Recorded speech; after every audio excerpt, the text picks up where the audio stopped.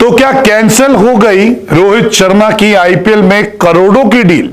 जी हां, कुछ रिपोर्ट्स ऐसी सामने आई थी कि रोहित शर्मा तो एमआई छोड़ने वाले हैं और कई सारी टीमें जो है वो रोहित शर्मा को करोड़ों की डील ऑफर कर रही थी कि उनके साथ जुड़िए और टीम की कप्तानी भी कीजिए, क्योंकि इस बार आईपीएल ऑक्शन से पहले कई सारे बड़े नाम रिटेन होने की जगह रिलीज हो सकते हैं और ऑक्शन में आ सकते हैं, जिसमें रोहित शर्मा भी शामिल हो सकते हैं।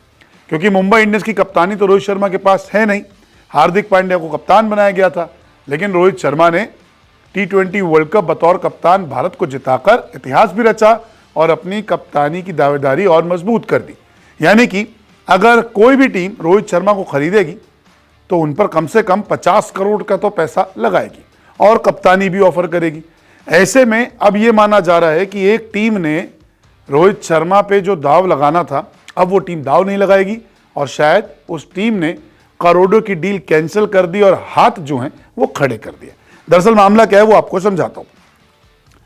रोहित शर्मा मुंबई इंडियंस छोड़ने वाले हैं, ऐसी खबरें सामने आई हैं कि रोहित शर्मा इस सीजन में शायद मुंबई इंडियंस का हिस्सा नहीं होंगे और बहुत सारी टीमें इन्हें अप्रोच कर रही है कि आप आइए और हमारी टीम के कप्तान बनिए और पूरा आईपीएल खेलिए। इसके अलावा नई टीम रोहित को डील दे रही थी। ये भी खबरें थी कि सूत्र बता रहे थे कि कई सारी टीमें जो थी वो करोड़ों रुपए की ऑफर्स जो है रोहित शर्मा को दे रही थी। हालांकि इसमें ज्यादा टीमों के नाम सामने तो नहीं आए हैं।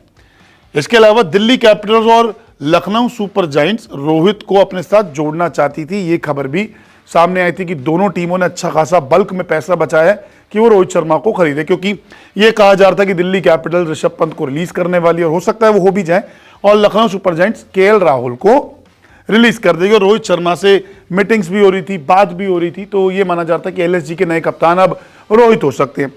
लेकिन अब जो रोहित को कप्तान बनाने का एलएसजी मन बना रही थी, लेकिन अब वो सारी चीजें पलट गई है। वो पलटी इसलिए है क्योंकि अभी तो 50 करोड़ रुपए इन्होंने बचाए थे। जो खबरें आई थी कि 50 करोड़ का एक भारी अमाउंट एलएसजी ने बचाया कि इनको कप्तान बनाएंगे, लेकिन अब ऐसा शायद नहीं होगा, क्योंकि एक जो इवेंट अभी हुआ, एक स्टेटमेंट जो भी सामने आया, उससे पूरा मामला जो है वो बदलता हुआ नजर आ रहा है।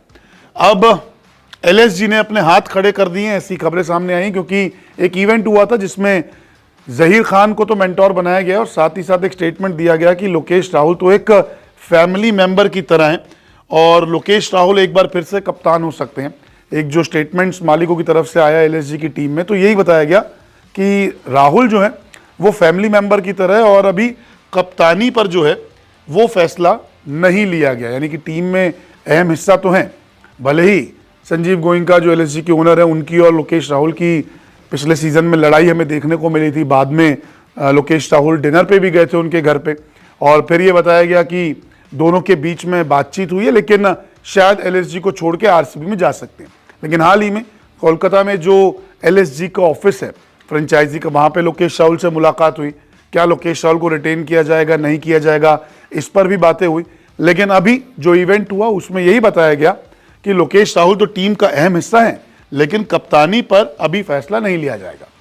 फिर भी यही माना जा रहा है कि लोकेश राहुल जो हैं वो एलएसजी के कप्तान रह सकते हैं और रोहित शर्मा को जो करोड़ों की डील मिलनी थी वो शायद कैंसिल हो सकती है। तो इसलिए हम ये कह रहे हैं कि जो एक करोड़ों की डील आ रही थी रोहित शर्मा के साथ, और वो डील जो है वो कैंसिल कहीं ना कहीं हो सकती है, क्योंकि अगर एलएसजी के कप्तान लोकेश राहुल ही रहते हैं तो फिर हो सकता है कि दिल्ली कैपिटल्स या फिर मुंबई इंडियंस में एक बार फिर से हमें रोहित शर्मा खेलते हुए नजर आए। आपको क्या लगता है कि 2025 का सीजन रोहित शर्मा को मुंबई इंडियंस से खेलना चाहिए या फिर किसी नई टीम के साथ जुड़ना चाहिए? तो अपनी राय कमेंट सेक्शन में जरूर लिखें।